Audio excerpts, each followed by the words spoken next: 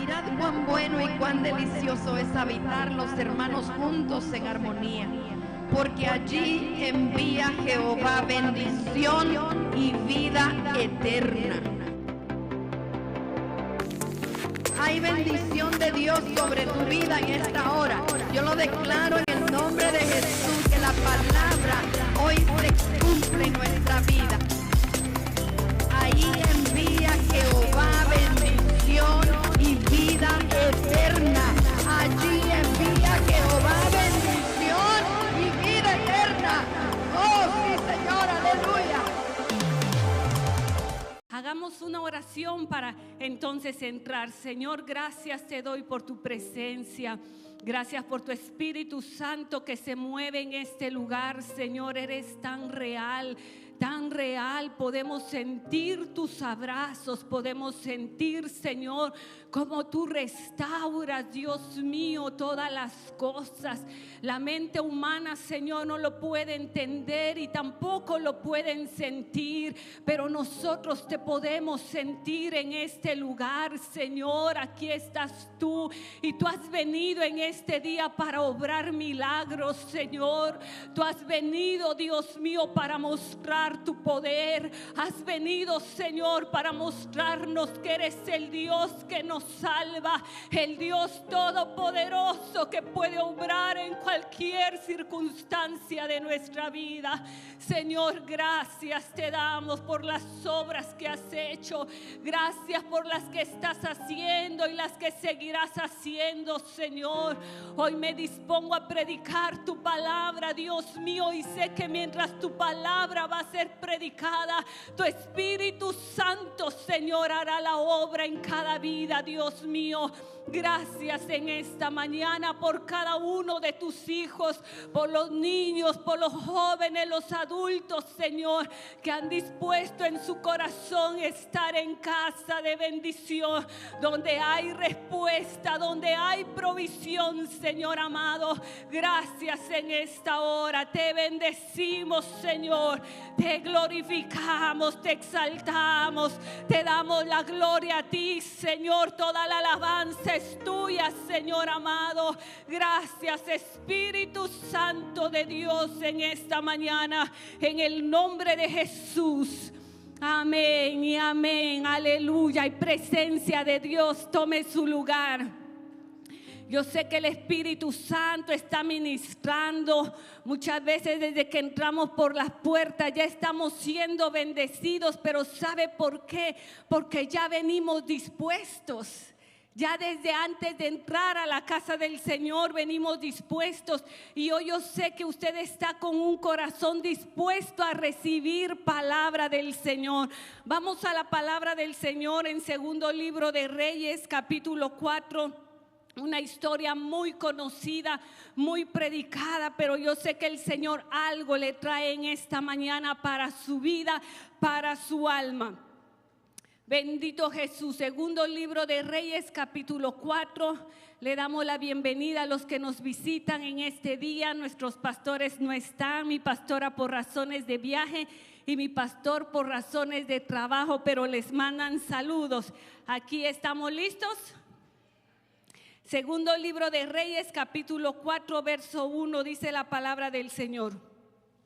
Una mujer de las mujeres de los hijos de los profetas clamó a Eliseo diciendo: tu siervo mi marido ha muerto, y tú sabes que tu siervo era temeroso de Jehová, y ha venido el acreedor para tomarse 2 hijos míos por siervos. Y Eliseo le dijo: ¿qué te haré yo? Declárame qué tienes en casa. Y ella dijo: tu sierva ninguna cosa tiene en casa sino una vasija de aceite. Nosotros vemos, hermanos, en nuestra propia vida, como en la palabra del Señor, que los periodos de aflicción son normales para todos. Todos hemos tenido en algún momento algún periodo de aflicción en el cual hemos necesitado clamar a Dios, someternos en más búsqueda al Señor. Porque cierto es que le buscamos, pero hay tiempos en que le buscamos mucho más. Y cuando la aflicción viene a nuestra vida, son periodos en que no tendría que ser así, ahí, pero así resulta que buscamos más al Señor. Pero sí podemos estar seguros que en esos periodos de aflicción es cuando vemos la gloriosa bondad de Dios en nuestras vidas. Y que esos periodos de aflicción se convierten en experiencias gloriosas para nosotros y nuestra familia.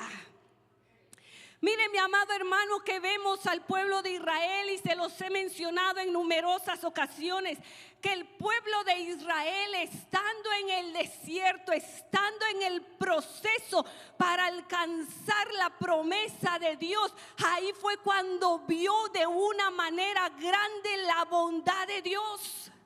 Yo quiero decirle en este día que usted va a ver la gloriosa bondad de Dios en su vida.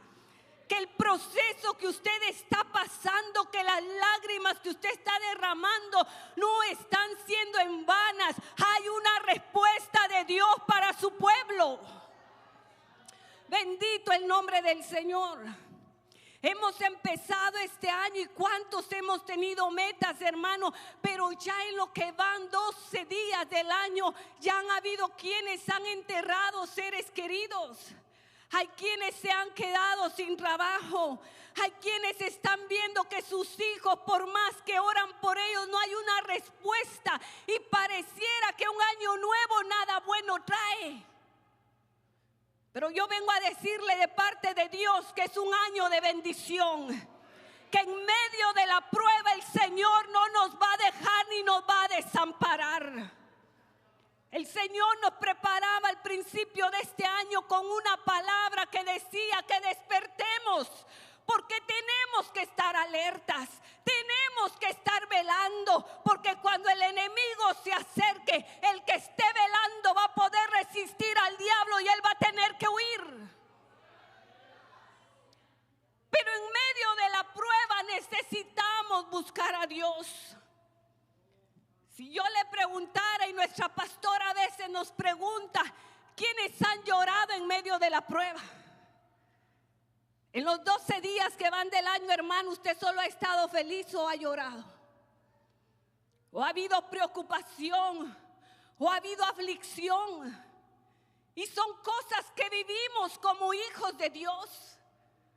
No solo el inconverso las vive, los hijos de Dios pasamos por aflicciones, por desesperaciones muchas veces. Y en ocasiones hasta somos juzgados por los que tienen mucha fe. Porque hay quienes, cuando se les cuenta que están en una aflicción, dicen, sé fuerte, ¿por qué lloras? ¿Por qué te afliges? Y nos juzgan. Pero no es lo mismo aconsejar a que te aconsejen. No es lo mismo contarlo a que lo vivas. Y tenemos que ser compasivos muchas veces con aquel que sufre. Tenemos que mostrar compasión y muchas veces llorar con el que llora. Como reír con el que ríe. Pero muchas veces, aunque lloremos tomándole la mano a esa persona, Dios siempre pondrá una palabra de bendición para que demos. Un consejo que vendrá del Espíritu Santo de Dios. Pero tenemos que ser compasivos. Aquí encontramos a una mujer viuda, a una mujer que estaba desamparada. En aquel entonces, como ahora, era terrible quedarse sin marido para una mujer, porque el marido era la cobertura, el marido era quien cuidaba de la casa, quien cuidaba de los hijos, era el marido, y esta mujer estaba tremendamente en aflicción. Aquí vemos en la palabra del Señor que llega a presentar un problema económico, pero más que el problema económico, era un problema emocional, un problema del alma. El dinero muchas veces, hermanos, soluciona problemas, pero ¿quién soluciona los problemas del alma sino solamente Cristo Jesús? Solamente Él. Por eso cuántos millonarios no pueden hacer nada con su dinero. Pero yo te vengo a decir que aunque tú no tengas dinero, si tienes a Cristo hay solución para tus problemas. Él es el gozo de nuestra vida. Esta mujer había perdido la cobertura espiritual, el liderazgo espiritual de su casa. Oh, cuán importante, amado hermano, amado padre que está en esta tarde, que usted sepa ser un líder espiritual de su casa. Un líder que dé dirección espiritual. Un líder que no salga de su casa sin antes orar y levantar vallado por su familia. Tal vez usted no ve resultado de eso, pero en el ambiente espiritual hay cosas poderosas que suceden. Hoy se necesitan hombres que estén firmes en la palabra del Señor. Hombres que no le teman a las pruebas, que no le teman al enemigo, que no le teman a la adversidad, que estén firmes creyendo en la palabra del Señor. Son líderes que tienen que cubrir a sus hijos. ¿Cómo estaba esta madre? Se quedó sin esposo, se quedó sin padre, se quedó sin cobertura. Es tan importante, como les digo, esa presencia paternal dentro del hogar. Que hayan padres que sepan escuchar a sus hijos. Que hayan padres que sepan aconsejar a sus hijos. No solo sea un proveedor económico, provea lo espiritual, porque eso enriquecerá a sus hijos. Y le hablo a los que están, porque yo sé que hay hogares, hermanos, porque por alguna circunstancia no hay padres. Solo les toca a las madres luchar, y Dios bendiga a esas madres y las llene de sabiduría, de fuerza, de entendimiento, y que las lleve más allá de donde ellas esperan llegar. Pero usted, padre de familia que está aquí, comprométase con Dios. ¿Cuántos hijos, hermanos, en desobediencia total porque no hay un liderazgo de un padre? Y a todo eso se estaba enfrentando esta mujer. A todo eso. ¿Sabe que cuando ella vino al profeta de Dios, ella no llegó hablando mal de su marido?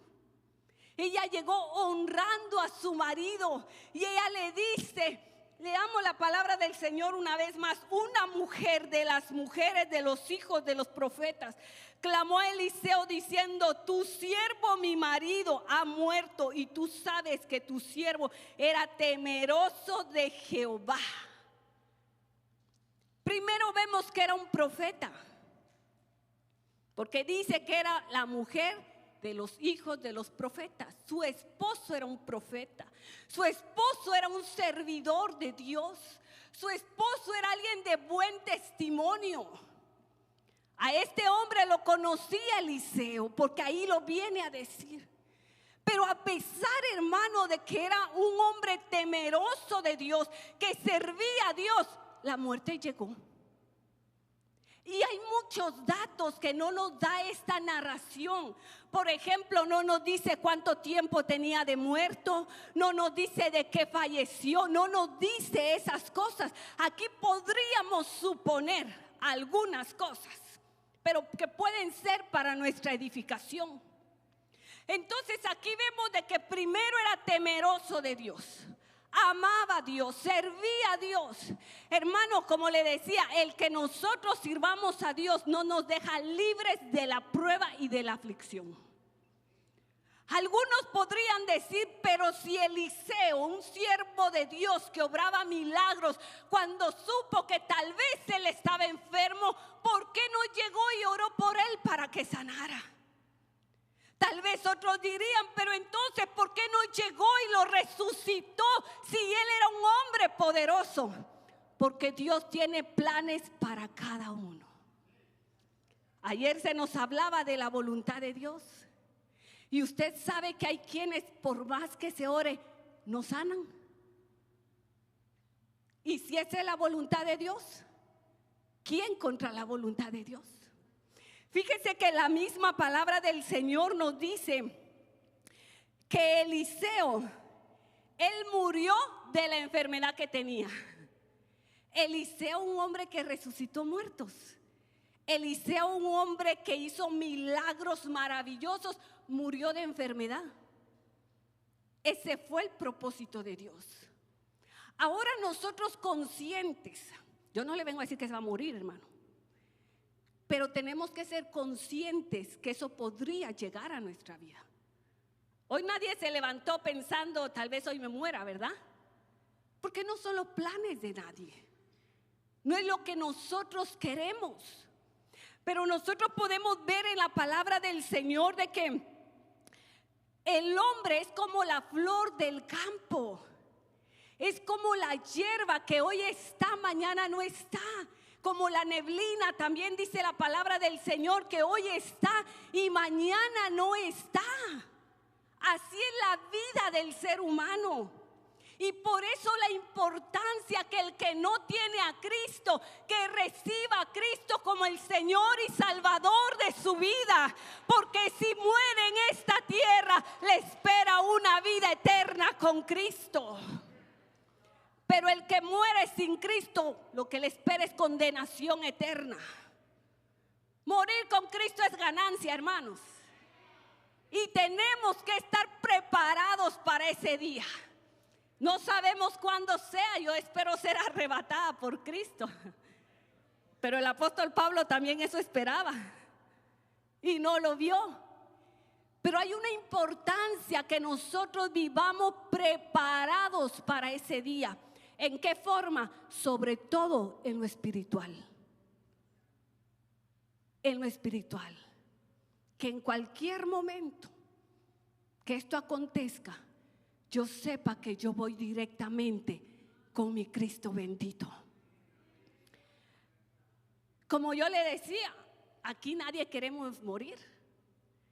Nadie hacemos planes para el día de la muerte, solo hacemos planes para vivir. Pensamos, este es el año 2025, mi meta es un nuevo carro. Mi meta es comprarme la casa de mis sueños.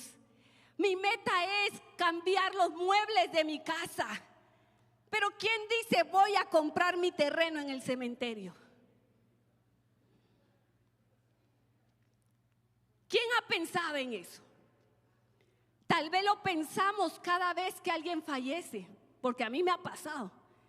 Y me he puesto a investigar de precios en el cementerio y sí es caro, hermanos. Sí es caro. Y por eso hasta tendríamos que prepararnos para eso. Poco a poquito. Yo en una ocasión lo quise hacer. Después del COVID, cuando eso era muerte tras muerte, yo dije, hay que estar preparado. Y después yo dije, no sea que eso llame la muerte. Porque son pensamientos, hermano, que le viene a uno. Son pensamientos.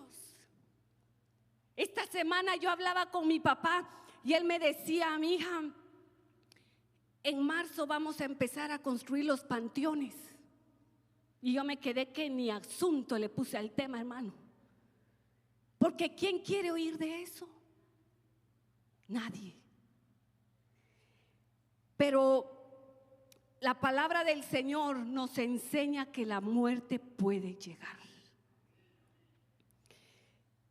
Nosotros desearíamos, hermanos, llegar a viejitos. ¿Cuántos quieren llegar aquí a viejitos? ¿Que lo estén cuidando? Eso ya no, dice. Eso ya no. Mi mamá me decía, yo cumplí años hace unos días y mi mamá me decía, mamita, que Dios te dé 45 años más de vida. Yo le digo, ¿y usted por qué le pone límites a Dios? Tal vez me quiere dar más. Pero fíjese que yo tengo a mi abuelita de 96 años. Y a esta viejita se le está cuidando como usted no tiene idea. Aquí pedí un martes oración porque ya tienen el panteón, ya tienen la caja, ya tienen la ropa que ya se va a poner, porque se ha visto grave, pero el Señor la ha levantado. Y oramos y el Señor la levanta. y tiene sus periodos que vuelve a decaer físicamente en su salud, y el Señor la vuelve a levantar. Y mire las cosas de la vida, que mientras se le cuida a ella de 96 años, el hijo menor amaneció muerto de un infarto. Mire lo que son las cosas. ¿Sabe por qué? Porque nuestros días y nuestros años están en las manos del Señor. Lo que vivamos, hermano, para el Señor vivámoslo. Si llegamos a 100, gloria a Dios, y a 50, gloria a Dios. No importa la cantidad, dice la palabra del Señor, Job 14:5. Ciertamente sus días están determinados, hablando del hombre, y el número de sus meses está cerca de ti. Le pusiste límites de los cuales no pasará. ¡Ja! No espere dar un respiro más del que tiene que dar. Nuestra vida está en las manos del Señor. Esta mujer probablemente tenía muchos planes con su esposo. Pensaban en el futuro, en ver a sus hijos graduados, en ver a sus nietos. Tenían puros planes buenos como los que usted y yo tenemos. Pero de repente la muerte sorprendió. En algunos casos la muerte avisa cuando va a llegar, porque en el caso de mi abuelita, ya la familia está preparada y se ve eso como que se acerca. Pero ¿qué cuando se trata de un niño? Cuando se trata de un joven, cuando se trata de alguien de 50 años que está en la mitad de la vida y la muerte sorprende, todo cambia. Los sueños se van, las metas se van. Y esto era lo que estaba viviendo esta mujer. Y no solamente el haber perdido a su esposo, sino que ahora encima de eso las deudas que había.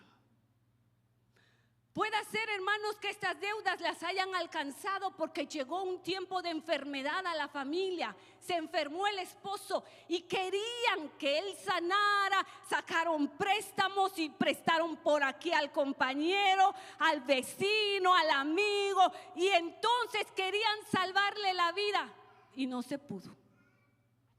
Porque ¿qué no vamos a hacer por salvarle la vida a un ser querido, hermano? Dígame usted que usted no vendería, o le daría más bien gracias a Dios.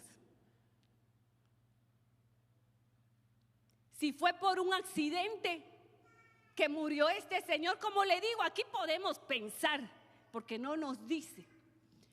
Si fue por un accidente, los accidentes, ¿quién se los espera? Nadie se los espera. Por eso es muy importante que seamos prudentes cuando andamos en carro. Aún cuando andamos a pie, mire para todos lados, porque usted no sabe de un loco que venga. Una caída que puede provocar hasta la muerte. Hay accidentes. Y tal vez esta familia tenía planes de un negocio y por eso se pusieron a tener acreedores. Porque había un negocio. Y cuando se empieza un negocio, ¿qué mentalidad se tiene? Mentalidad de bien. Usted no empieza un negocio pensando en la quiebra. Ellos tenían planes buenos, pero de repente muere el esposo y ahora lo que hay son deudas. Este año tal vez usted tenga propósitos, hermano, pero tenga cuidado con las deudas. Sea sabio, sea entendido. Pida dirección de Dios. No busque hacer cosas esforzándose a la fuerza, tocando puerta y tocando puerta. Cuando las puertas no se abren, hermano, es que Dios no se la quiere abrir. Cuando usted va a hacer algo que viene de parte de Dios, Dios le va a abrir las puertas de par en par. Tenga cuidado con las deudas.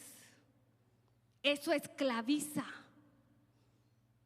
Muchas veces no son cadenas espirituales, sino esa clase, hermano. No se ate a esas cosas, porque ya le expliqué que uno no sabe el futuro. Y obviamente uno no va a hacer un préstamo y pensando, ay, tal vez me va mal, pero igual lo voy a hacer. O voy a hacer esto y me puede ir mal, pero igual no, porque podríamos ser pesimistas. Y nosotros lo que hagamos tenemos que ponerlo en las manos de Dios. Pero si lo ponemos en las manos de Dios y Él nos da el ok, va a ser para bendición. Entonces aquí vemos a esta mujer, no paso de ahí, ¿verdad? Pero aquí vemos a esta mujer que nos muestra algo tan especial, porque este hombre, aunque la dejó endeudada, le dejó una riqueza espiritual. Era profeta, era temeroso de Dios, era siervo de Dios. Y él enseñó a su esposa y a sus hijos que en los momentos difíciles se acude a Dios. Que en los momentos que no podemos salir adelante por nosotros mismos, a quien tenemos que correr es a Dios. Mire la importancia de la enseñanza espiritual en la casa. Porque esto era lo que la esposa miraba que hacía el esposo. Y ahora ella, en medio de su angustia, ella corre al que podía ayudarla. En aquel entonces se buscaba a los sacerdotes y se buscaba a los profetas. Los sacerdotes eran los representantes del pueblo delante de Dios. Y los profetas eran los representantes de Dios aquí en la tierra. Eran los voceros de Dios, eran los que daban la dirección de Dios. Entonces ella va a Eliseo y sabe que el nombre de Eliseo significa poderoso para salvar. Oh, Dios es mi salvación. Y si vemos a esta mujer, ella no corrió a sus vecinos, ella no corrió al banco, ella corrió al que es poderoso para salvar. Oh, yo lo invito a que corra al Dios que tiene el poder para salvarlo de la aflicción. Ella buscó a este hombre. Y fíjese que cuando vemos ahí que ella llega y le dice que ella no tiene nada, ya voy a cortar porque aquí el tiempo vuela, hermano. Y cuando ella le dice, la situación le cuenta cuál era su condición. Una condición de pobreza tremenda, no tenía nada. Ella dice, yo no tengo nada. Cuando el profeta le pregunta, ¿qué tienes en tu casa? Ella le dice, yo no tengo nada. Y cuando estudiaba esta palabra, hermanos, el Señor me ponía en mi corazón que aquí hay hermanos y hermanas que se sienten que no tienen nada. Y que tienen mucho, pero no se han dado cuenta de lo valioso que es. Porque muchas veces se valora solo las cosas grandes y se le deja de dar valor a lo pequeño, cuando que lo pequeño Dios lo puede usar para cosas grandes. ¿Cuántas personas sí tienen cosas materiales, tienen todo lo que desearían tener, pero están vacíos y están pobres espiritualmente? Pero si te sientes pobre espiritualmente o no tienes nada, hoy aquí está el que puede llenar tu vida espiritualmente, el que puede saciarte de paz, el que puede saciarte de gozo, el que puede abrir tus ojos para que vea lo valioso que tú tienes. Cuando llega esta mujer y le dice a este hombre, al hombre del Señor, a Eliseo, en el verso 2 Eliseo le dice, ¿qué te haré yo? Cuando ella le cuenta su situación, él le dice, ¿qué te haré yo? Pero él no le dice, ¿qué te haré yo? Como diciendo, ¿y a mí qué me importa tu situación? ¿O yo en qué te puedo ayudar? No lo dijo en esta circunstancia, en esta forma, sino que esa palabra haré es una palabra hebrea que significa ashah y que tiene un significado de más de 89 palabras. Y entre esas palabras, al haberle preguntado el profeta, ¿qué haré yo? Él está diciendo, ¿qué te puedo abrir? ¿En qué te puedo amparar? ¿En qué puedo actuar? ¿En qué puedo cambiar para ti? ¿Cómo puedo construir algo para ti? ¿Qué puedo crear para ti? ¿Qué puedo dar para ti? ¿En qué puedo favorecerte? ¿Cómo puedo protegerte? Mire todo lo que él estaba diciendo. Porque cierto es que cuando nosotros nos acercamos a Dios, vamos a hallar respuesta. Por eso, mi amado hermano, si usted en este día se siente en el pozo de la desesperación, yo lo invito a que levante su mirada al cielo. Cuando alguien está en un pozo, su única esperanza está ver al cielo. El salmista lo dijo, alzaré mis ojos a los montes. Y él mismo se preguntaba, ¿de dónde vendrá mi socorro? Hermano Damaso, ¿de dónde viene su socorro?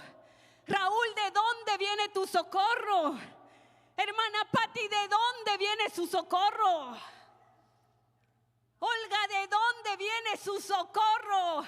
Su socorro viene de Jehová, que hizo los cielos y la tierra. Hermanos, si Él tiene el poder de hacer cielos y hacer tierra, ¿qué más puede hacer Él para usted? El salmista dijo, en mi angustia invoqué a Jehová y clamé a mi Dios, y Él me oyó. Él oyó mi voz desde su templo y mi clamor llegó delante de Él a sus oídos. Necesita clamar. Necesita ir a la presencia del Señor. Este pobre clamó y le oyó Jehová y lo libró de todas sus angustias. Cuando clamamos al Señor, cuando vamos a su presencia, no importa tu angustia, Él tiene el poder de quitarla. Él tiene el poder para socorrerte.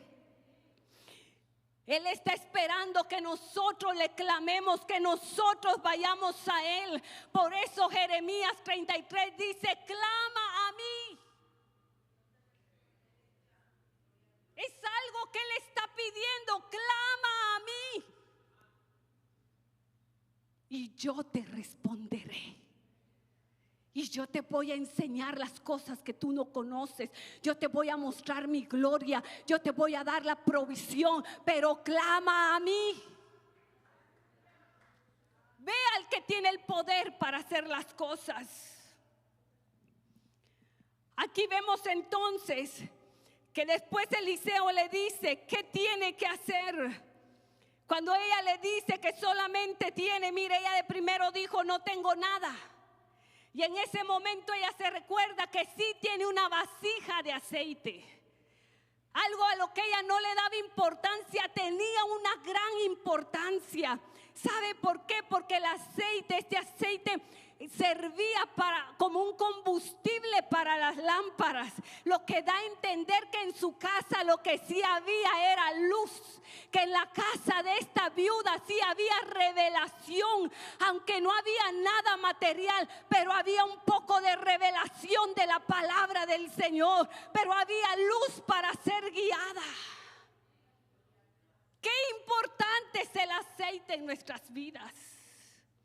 Qué importante es la unción del Espíritu Santo en nuestras vidas.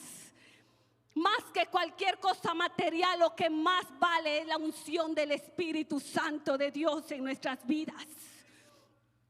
Entonces este hombre viene y le dice, después que ella le declara eso, le dice, ve y pide para ti vasijas prestadas de todos tus vecinos, vasijas vacías, no pocas. Le da una instrucción de lo que tenía que hacer. Ahora a ella le tocaba actuar en fe. Porque para recibir la bendición de Dios, para recibir la respuesta de Dios, tenemos que actuar en fe.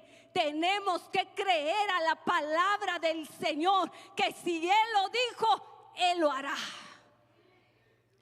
Y ella va, y qué importante es seguir las instrucciones, porque cuando seguimos las instrucciones de la palabra del Señor, eso muestra que tenemos fe, y como obedientes a la palabra del Señor vamos a recibir bendición.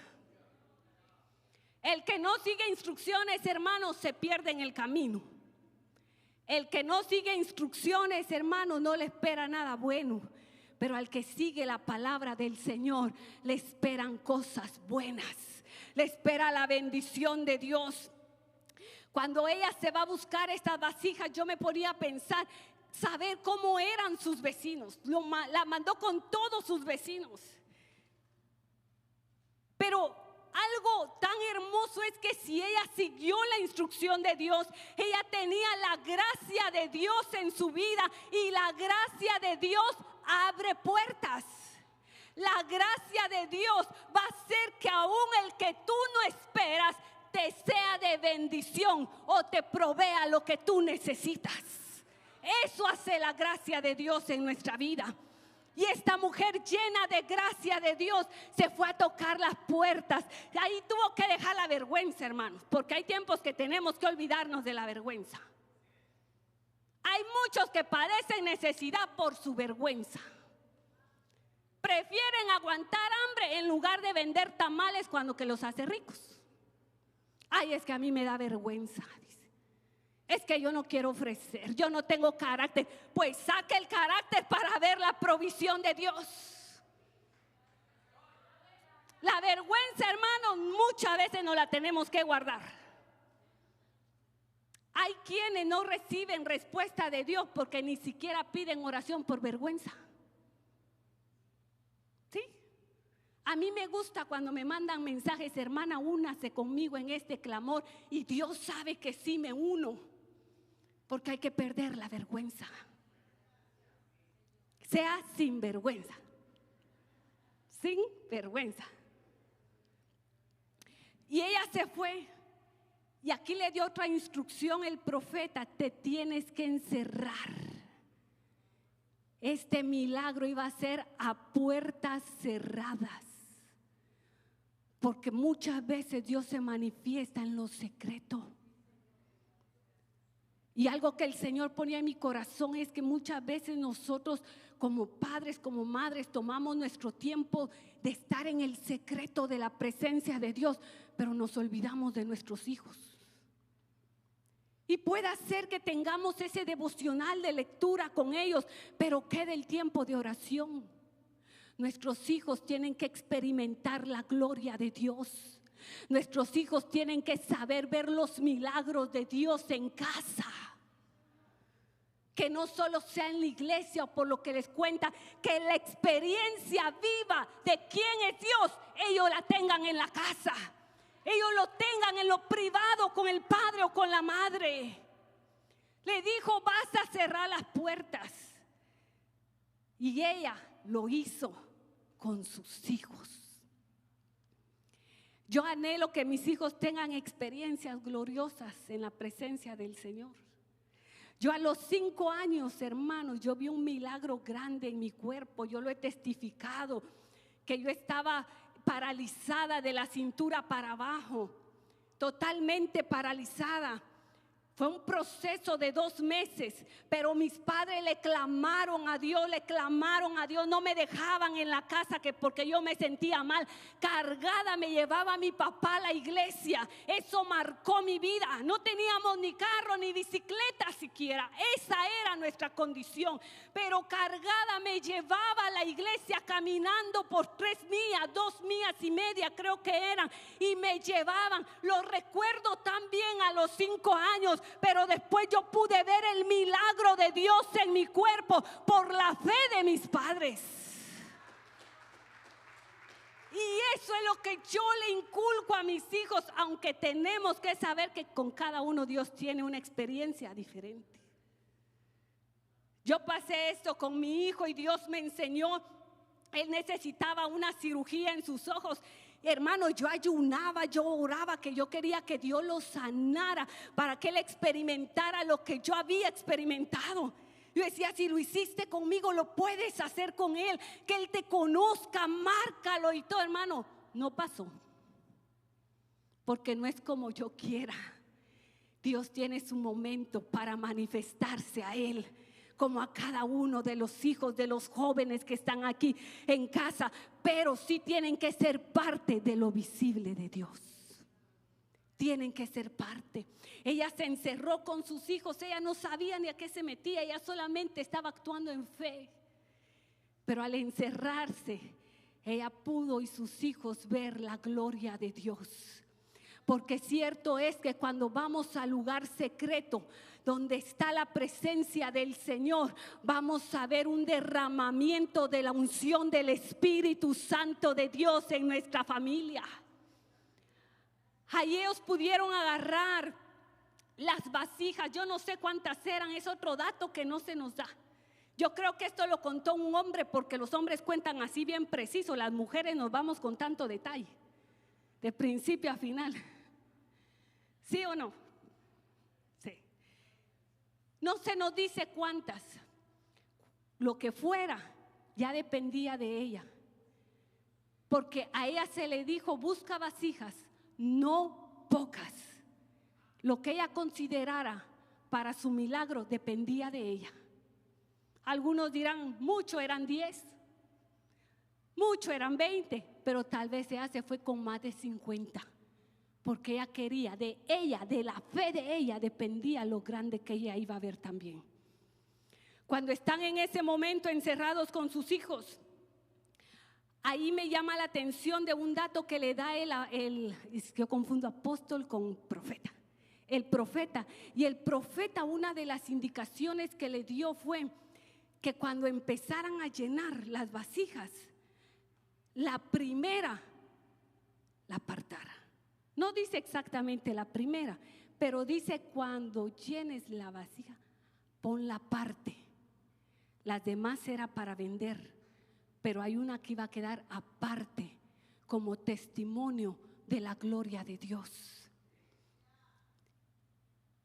Ella empieza a llenar todas y sus hijos trabajando. Ponga a trabajar a sus hijos, hermano. Y sus hijos trabajando y trabajando ahí. Cuando ella dice: pásame más, ya no habían, pero aceite sí había. Había alcanzado para llenarlas todas, porque Dios no deja nada a medias. Dios todo lo completa. Cuando le dicen: mamá, ya no hay más vasijas, ahí empieza a menguar el aceite. Esta mujer sabe, después de haber tenido ese milagro tan grande, porque hermano, usted hasta aburrido lo miro yo en la prédica, pero imagínese cómo estaba esta mujer de ver de que se echaba aceite y se echaba aceite y se echaba aceite, y eso no se acababa. Eso era algo glorioso. Y entonces ella, después que mira el milagro, ella no decidió qué iba a hacer con su milagro. Ella corre nuevamente al que tenía el poder para salvarla y va con buenas nuevas y le dice: Eliseo, esto y esto pasó. Ahora Eliseo le dice: está bien, ahora ve y vende el aceite y paga a tus acreedores. Era un acreedor el que la martirizaba, era un acreedor el que le estaba quitando su paz, pero Dios le dio para que cancelara a todos sus acreedores y le sobró para que viviera ella y sus hijos.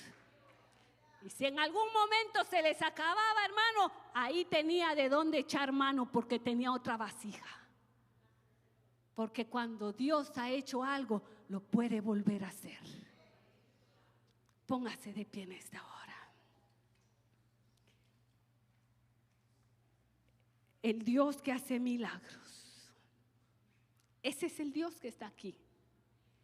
Y Él conoce su alma, Él conoce su corazón. Nosotros venimos aquí, nos saludamos y somos sonrientes, pero solo Dios conoce muchas veces lo que cargamos dentro de nosotros. Venimos muchas veces bien vestidos, bien olorosos.